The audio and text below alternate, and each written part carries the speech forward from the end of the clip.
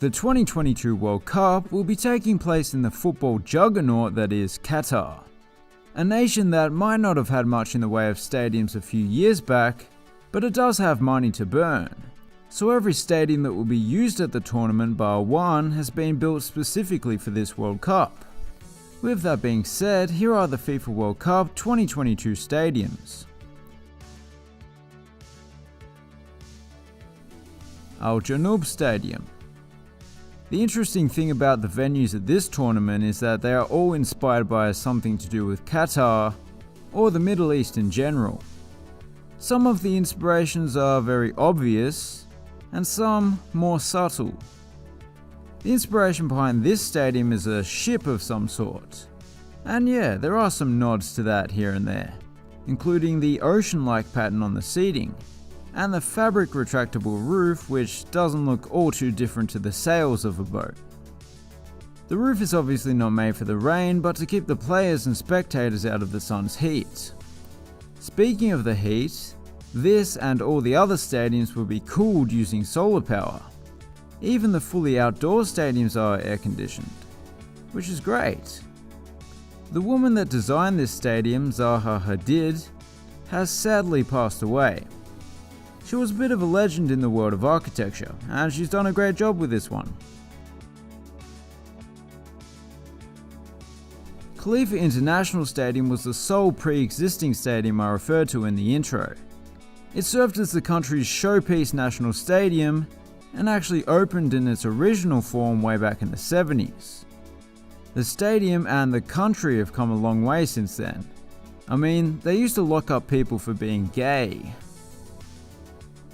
Well, the stadiums have come a long way at least. This stadium was basically completely rebuilt in the mid-2000s to become what it is today. It will be the only stadium in the tournament that isn't football specific, as it was built to host track and field events.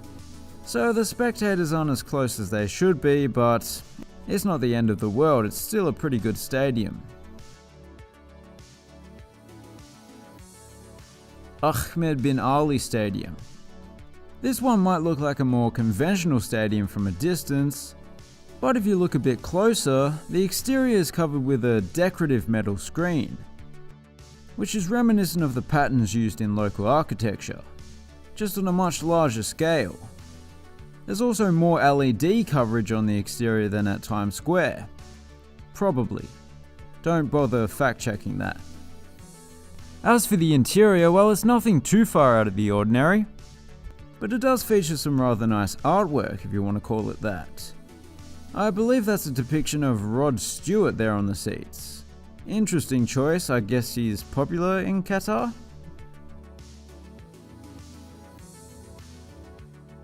Education City Stadium. This one is supposed to resemble a jagged gemstone, and it does more or less. It doesn't quite have the same glimmer as a diamond by day, but when the day turns to night, the stadium shines bright. As the name might suggest, it's located in some sort of education-related mini-city.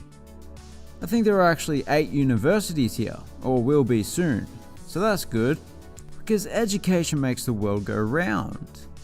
By that I mean before education the earth was flat. Anyway, the triple-tiered seating bowl looks stunning. I love that color scheme. Al Tumama Stadium. I think the inspiration behind this one is the most obvious so far, at least if you're familiar with it.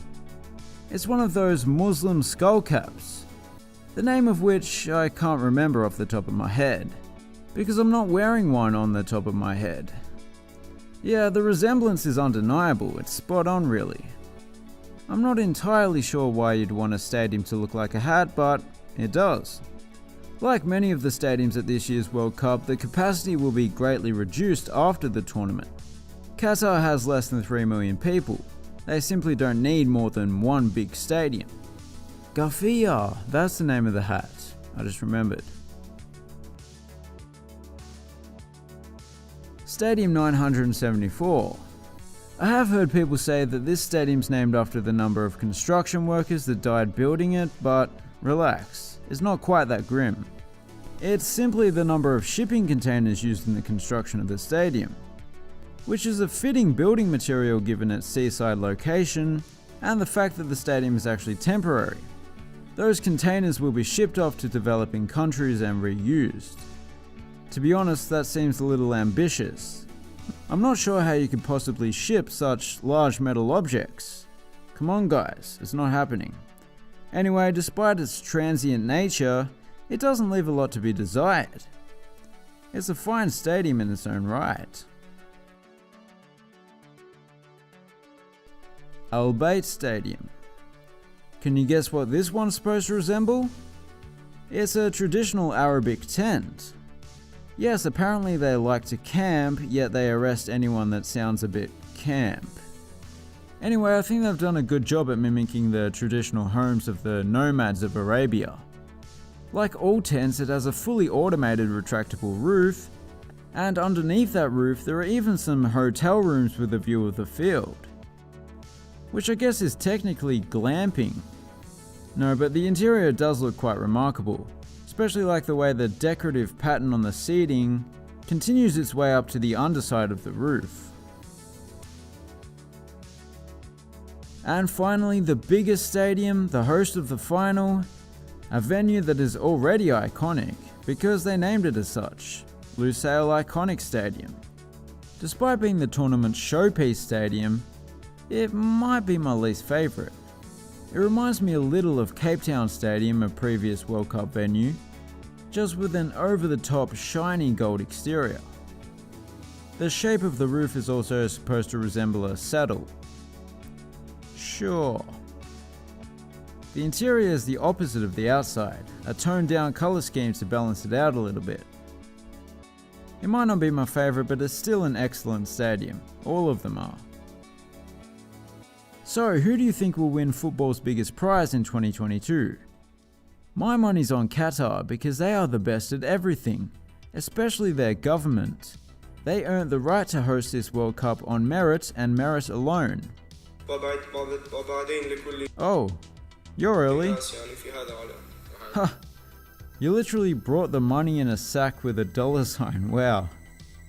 Yeah, okay. Yeah, cheers mate, see ya. Sorry? What is that? Oh, you want me to... Okay. Qatar may have its issues, but we can all agree that it's not as bad as Saudi Arabia. Okay, that's it. Okay, bye. Thanks for watching, have a good one.